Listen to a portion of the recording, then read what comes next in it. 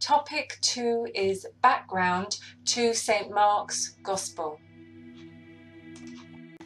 By the end of this clip, you will know who wrote the Gospel, why it was written, where and when it was written, and what sources Mark used. You will know why the Gospel is good news for first century Christians and Christians today. You will look at the themes running through the Gospel, and finally you will know about the calming of the storm and why it is important for persecuted Christians today. So what is a Gospel? The Gospel is the good news because it promises a new life on earth, and also it promises us heaven after death. The first line of the Gospel, you must know, this is the good news about Jesus Christ, the Son of God. It's good news because Jesus, who is the Messiah, the Christ, is also the Son of God. So who was Mark? So who is Mark? Well, an early Christian writer, 70 years after Jesus died, called Papias, said that there was a Mark who was an interpreter for Peter. It also says that Mark was not a hearer of the Lord, which means that Mark probably never met Jesus. He would have got most of his material from Peter, the apostle. There's another Mark, a John Mark, mentioned in the New Testament. His mother, Mary, owned the upper room where the Last Supper took place. Maybe this Mark got all of his information from the disciples. We don't know. Maybe Mark is the naked man in Gethsemane who was there when Jesus was arrested. Again, we are not absolutely sure, but we do think that Mark was Jewish. He didn't probably know Jesus. His first language was Aramaic, and this explains the poor quality of Greek in which the Gospel was written.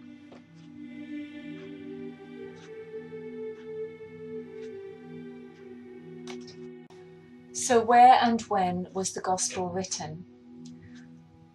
We think that the Gospel was written about 60 to 70 Common Era. That's about 35-40 years after Jesus died. It was written for persecuted Christians in Rome.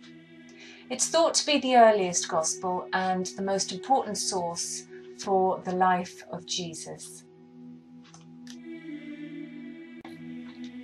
A persecuted community. Christians living in Rome after Jesus died were persecuted. They were often arrested and they were tortured and killed. They had Mass, remembering the Last Supper, but this had to be held in secret for fear from the Romans. Mark wanted to encourage and to reassure all those Christians who were suffering that their suffering was not in vain, that Jesus really had risen from the dead, and that they would get eternal life in heaven. Jesus was with them in their suffering.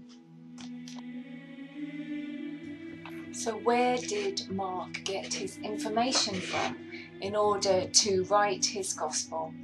We have primary sources, that's information from someone who's actually there with Jesus.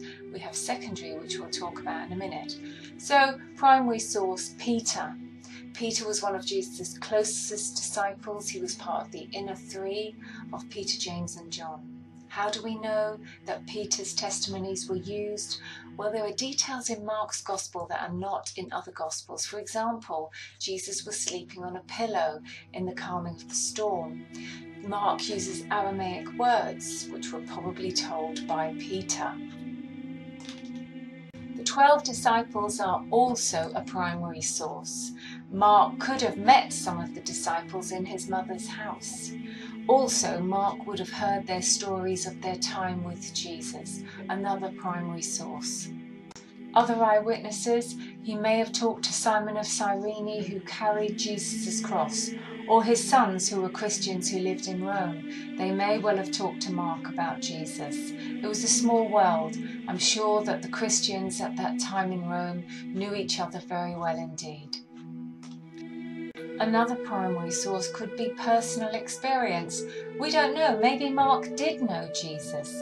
Maybe he was the young man wearing nothing but a linen garment who ran away naked. This detail is in no other gospel. So he may have experienced and known about the arrest. Was Mark the naked man? We really don't know. Another primary source would be divine inspiration, direct from God. Christians believe that Mark was directly inspired by God, and what he wrote is actually the Word of God. It's believed by Christians that Mark represented Jesus according to God's guidance. All Mark's sources would have been reliable as they were divinely inspired. We're now moving on to secondary sources. Secondary sources are information that has come from, for example, someone who never met Jesus or from previous writings.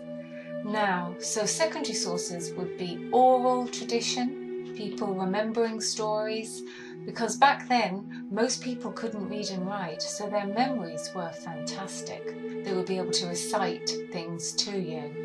Or it could have been, for example, this document called Marcus, which some people say is an earlier gospel that Mark used.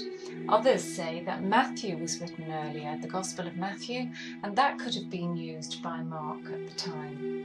The Passion narrative was so important to Christians, they would have remembered this word for word. It was a key part of the good news, the most important part, and therefore you would get people remembering this so well that oral tradition was very reliable and would have been passed on through generations to generations. So we come to the important question, why did Mark write his gospel?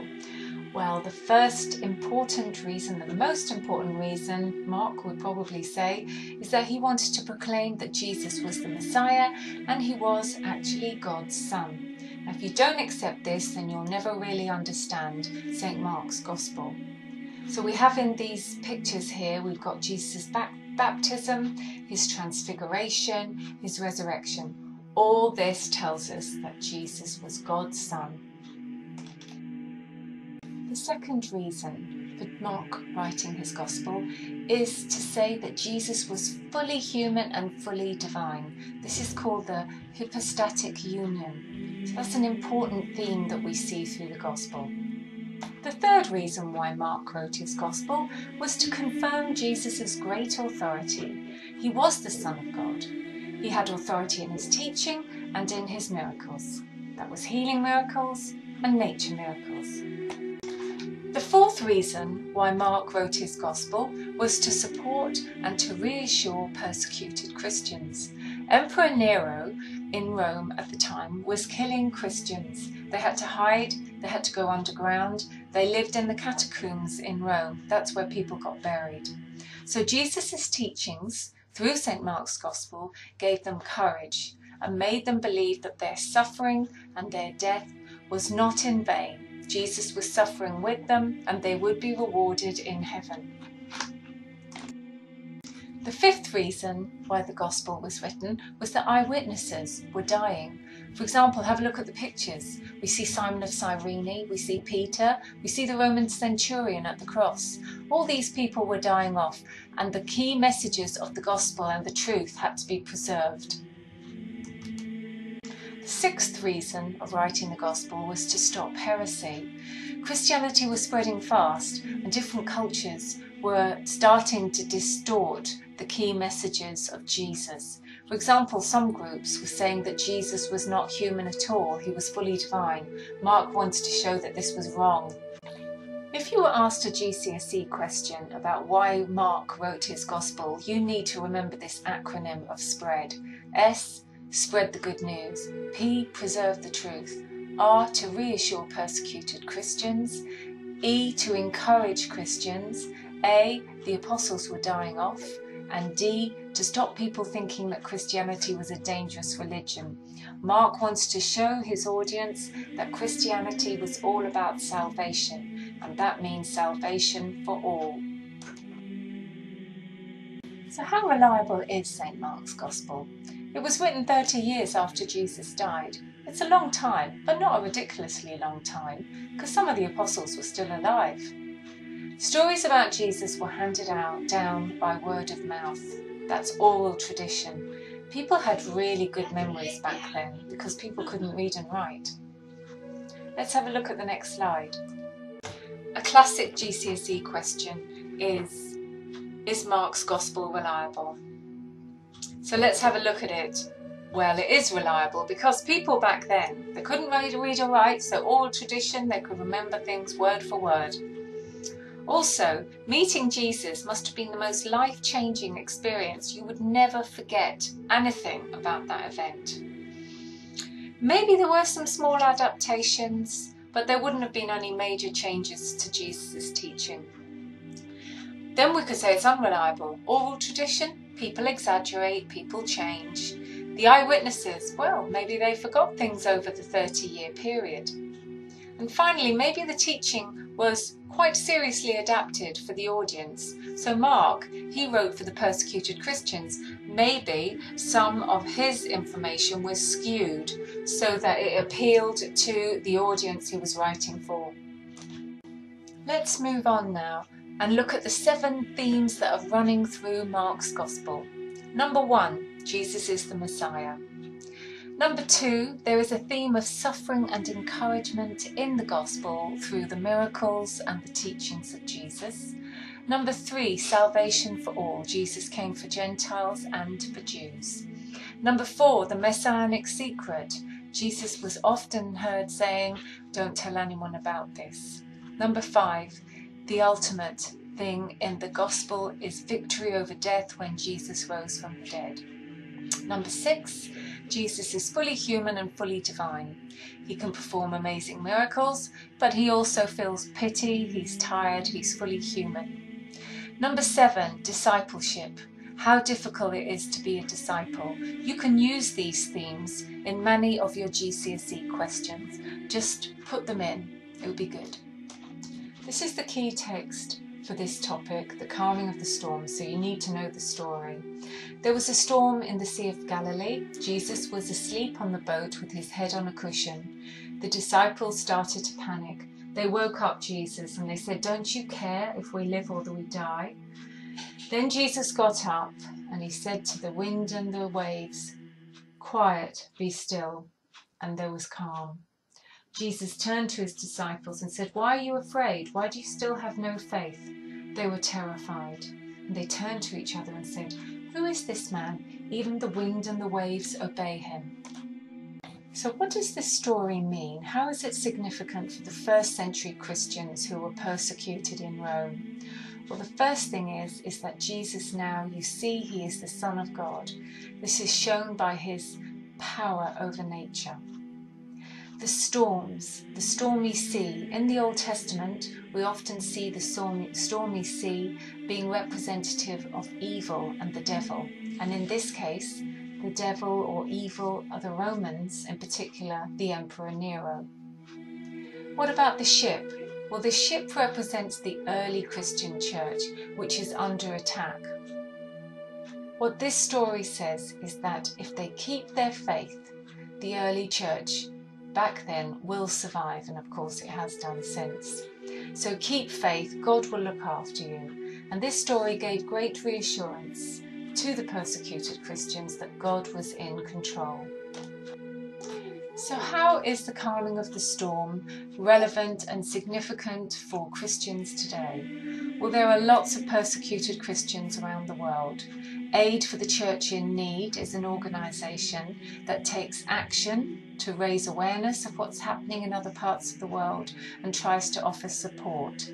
These persecuted Christians can take inspiration and comfort from this miracle.